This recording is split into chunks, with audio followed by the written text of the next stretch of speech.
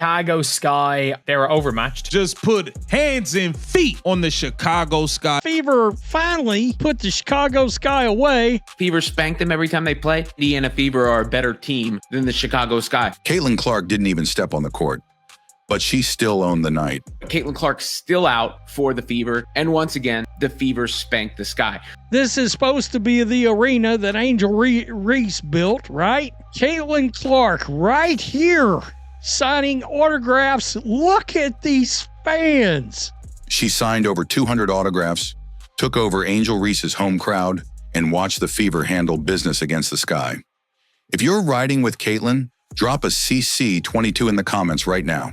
Caitlin Clark, in general, so popular. Clark has firmly established herself as the biggest name in the WNBA. Caitlin Clark, she's going to play for 10 years. You got 10 years of price, the worst she's ever going to be. So I think they have all the leverage, or most of the leverage. The Indiana Fever didn't just win, they sent a message. No Caitlin Clark, no problem. They rolled into Chicago under the lights of the United Center, missing their biggest star. Indiana Fever just put hands and feet on the Chicago Sky, who continue to be the gum on the bottom of the shoe of the league. The expectation, uncertainty. The result, a complete and undeniable statement to the rest of the WNBA. We're not just a Caitlin Clark show, we're a team built to dominate. Caitlin Clark's out. Beyond that, the Sky were there, and Reese was there, and the Fever spanked them. And that domination started before the ball even tipped, because Caitlin Clark, even injured, still stole the moment. She didn't play a single minute, but she spent nearly 20 minutes courtside signing 200+ autographs. The Indiana Fever are a better team than the Chicago Sky. Fever spanked them every time they play. Sky really decimated by injuries, to be fair. Rachel Banham carrying the slack a lot for them. But Caitlin Clark's still out for the Fever. And once again, the Fever spanked the Sky. Mobbed by fans who traveled not to see the Sky, but to witness her. Caitlin Clark spent 20 minutes signing autographs. She made her way 2/3 of the arena. And those fans, they weren't wearing Chicago blue. They were decked out in Fever gold. This was supposed to be Angel Reese's court, but Caitlin Clark walked into the trap and took it over. There were as many Fever fans as there were Sky fans. There are hundreds of fans that were there to see Caitlin Clark. And once the game started, Indiana turned the volume all the way up. Caitlin Clark right here, signing autographs. Look at these fans.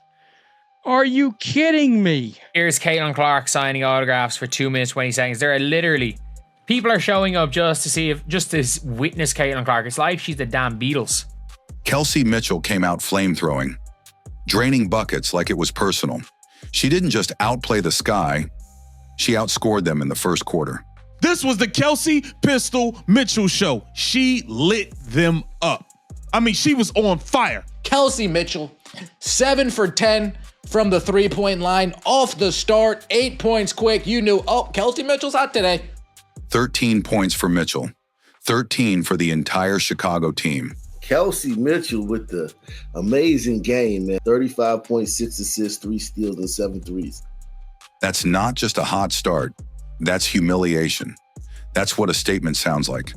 The Sky, already missing Angel Reese and Haley Van Lith, tried to mount a comeback late. Kelsey Mitchell, get this, folks. 13 points in the first quarter. The Sky scored 13 points in the first quarter. She literally matched the entire Chicago Sky team in quarter one, and this still was a game with 3 minutes left, 2 minutes left in the game. It was still a game. They clawed the deficit down to single digits with just over 2 minutes left. But Kelsey Mitchell, ice cold. She shut the door, silenced the crowd, and reminded everyone that the Fever isn't a one-woman band. This team has depth, it has fire, and most importantly, it has belief. Kelsey Mitchell says, slow your roll. Slow down there. You thought you were going to come back in. No, you're not coming back into this game. Not now, not ever. Belief that started with Caitlin Clark. Even off the floor, she leads. Even in street clothes, she commands. And when a team can walk into hostile territory without its star, own the crowd, control the tempo, and leave with a double-digit win, that's not a win. That's a takeover. The Fever are starting to really find their stride. they're really starting to find their stride. Obviously, they're able to get into a little bit of a rhythm without Caitlin Clark. Looks like the Fever finally going to put the Chicago Sky away. 29 seconds left. It is 93-78. This wasn't just a loss for the Chicago Sky. This was a full-blown collapse, a humiliation in their own arena, on their own floor. On a night that was supposed to be about pride, they got exposed. And the worst part? Angel Reese wasn't even there to witness it. She sat out with a back injury, while the team she was supposed to lead got torn apart piece by piece. No Angel Reese today. I don't believe it would have mattered. Let's be real. Even if Angel had suited up, would it have made a difference? Probably not, because this wasn't just about one missing player. This was about a team with no identity, no chemistry, and no answers. From tip-off, the Sky looked lost. Rotations, late, defense, flatlined, offense, non-existent. It's one thing to lose. It's another to look like you don't belong on the same court. Meanwhile, Kelsey Mitchell was on a mission. No Caitlin Clark? No problem. Mitchell dropped a savage 35 points. Watch these screens. Coming off the screen by Aaliyah Boston, and Kelsey Mitchell just get a little hop into her shot, drains it with that side rotation, and then here, how many times have we seen her snake a screen today? Out of it, whether it's getting right to the... I want you to think about the way Aaliyah sets screens for Caitlin. Olay, immediate call for the ball. Caitlin double team. And when I say Olay, I'm talking about, like, for those that don't know, like a matador. Shooting 12 of 19 from the field and 7 of 10 from deep. Those are MVP numbers. 35 points. It's impressive. 12 of 19 from the floor, 7 of 10 from 3, 35 points. They still have Kelsey Mitchell in the backcourt, and Kelsey Mitchell continues to just cook. She is just such a fun player to watch. Obviously, somebody who gets to shine even more. It's not like she didn't shine next to Clark, but, has to carry the offensive and scoring load in Caitlin Clark's absence, and big shot after big shot, she was absolutely cooking. But it wasn't just how many, it was how. Step backs, pull-ups, silky drives, ice-cold threes. She cooked the Sky, and somehow, Chicago never adjusted. No traps, no doubles, no resistance. They guarded her like she was ordinary. She made them pay like she was legendary, over and over and over again. In the fourth quarter, with Chicago clawing back, Mitchell took a deflected pass and buried a dagger 3. Momentum, gone. Crowd, silent. Game, over. Meanwhile, Caitlin Clark, while she's got a break from the action, doesn't get a break from the autographs. This was at the United Center. She's signing a bunch of autographs. Does this qualify as taking over a trap? Camila Cardoso, double-double on paper. 12 points, 12 boards. But watch the tape. Turnovers, hesitation, 0 impact. She was supposed to anchor the Sky in Angel's absence, but she looked more like a liability than a leader. Rachel Banham had 7 turnovers by herself. The Fever's defense smelled blood. Defensively, they came out ready to play. I think they had like 9 turnovers in like the first quarter or something like that. Defensively, we did the job. And Rachel Banham, she was going absolutely nuts out there. 26 points, shots 8 of 15 from the floor, 6 of 11 from the 3, took care of the line, 5 assists, had 7 turnovers. They don't necessarily have a point guard, man.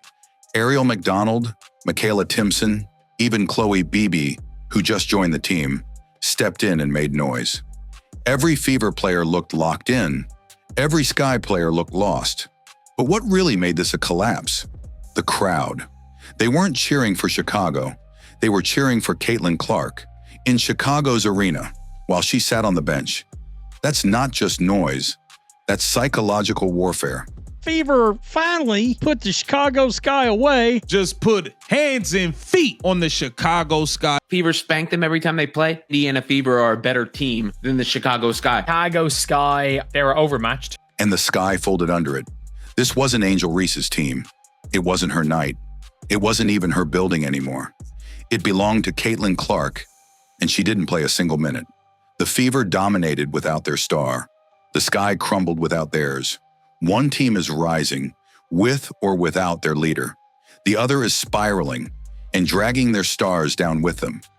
The Chicago Sky aren't just losing games, they're losing their identity. And watching Caitlin Clark command their arena in street clothes only made the collapse sting deeper. The third week in August as a realistic time frame for Clark to get back in practice, get back in a rhythm, get back out there with her teammates, and get back ramped up. If the first two acts of this beatdown weren't already brutal enough, the final dagger came from the most unexpected place: the rest of Indiana's roster. Because while Kelsey Mitchell lit the fire, it was the Fever's rising stars who poured gasoline all over Chicago's court and watched the sky go up in flames. Money Mitch put him in a ditch, and Michaela Timpson treating the Chicago Sky like a bunch of Simpsons. And what's more humiliating than getting torched by a superstar? Getting outclassed by the entire lineup, including the names nobody saw coming. That's exactly what happened. No Caitlin Clark, no Angel Reese, and still the Sky looked like a JV team trying to survive a varsity clinic. Let's start with Michaela Timpson, a name that casual fans might not know yet, but after this game, that's about to change. Michaela Timpson continues to show every time you put her in the game, every time you give her some actual quality minutes, she will not disappoint.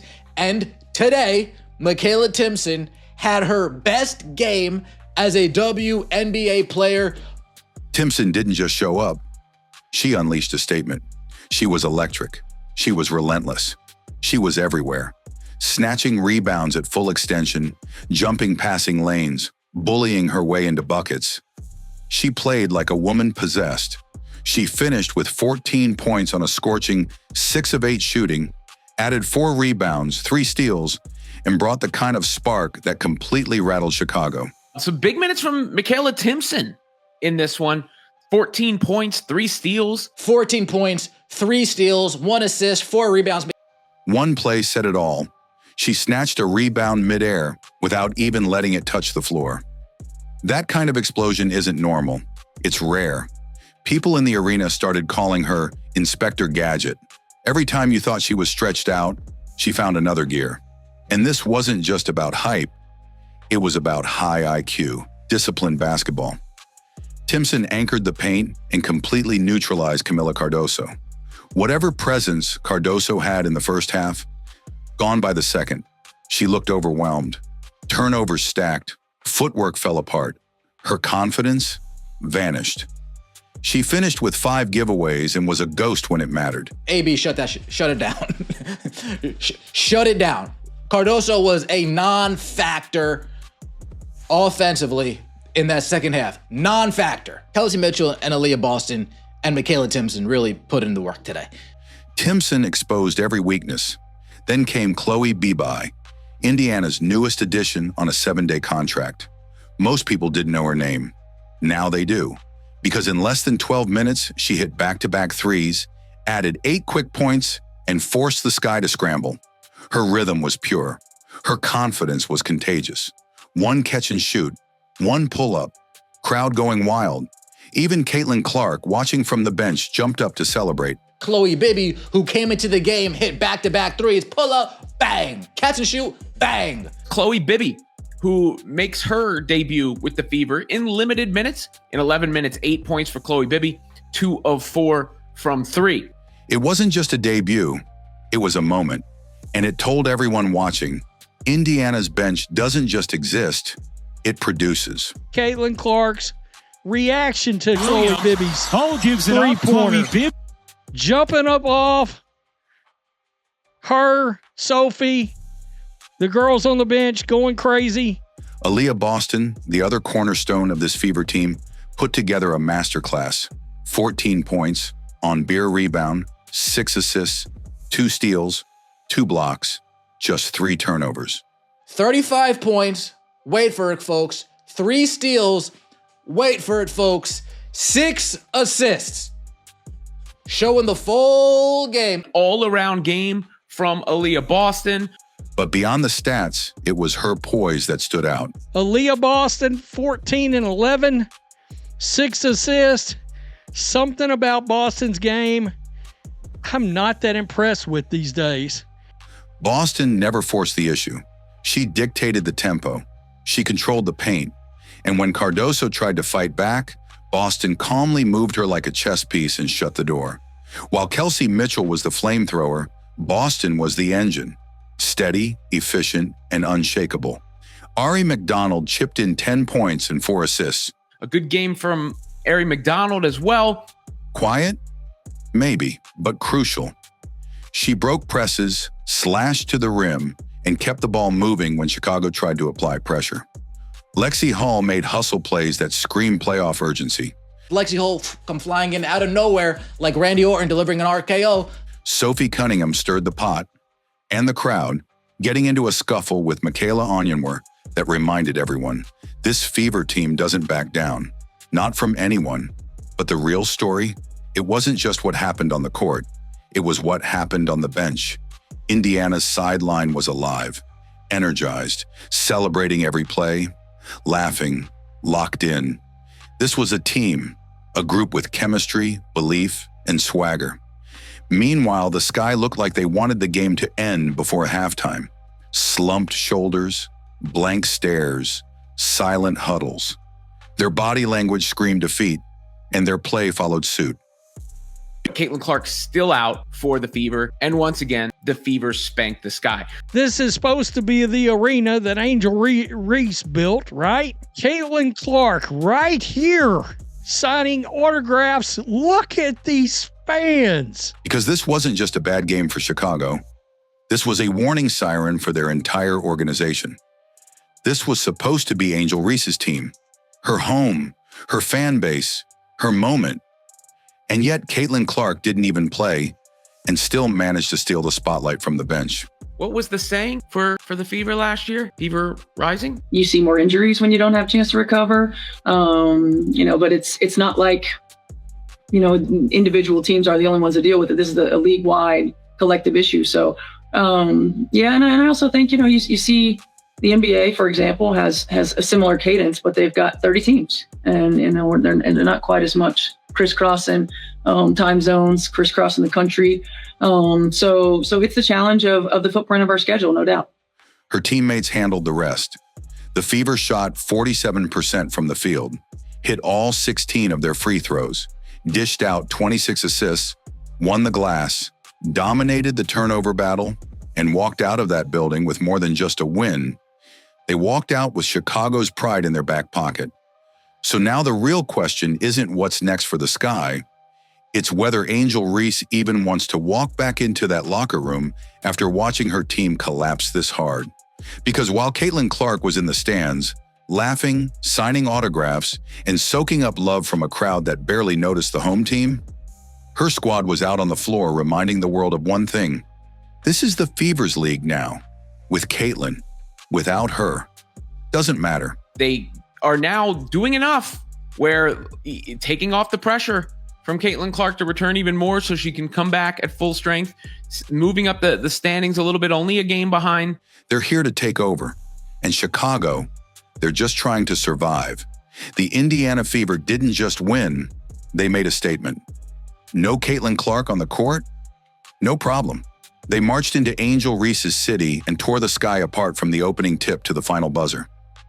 Kelsey Mitchell lit the fuse. The young guns exploded, and Chicago never recovered.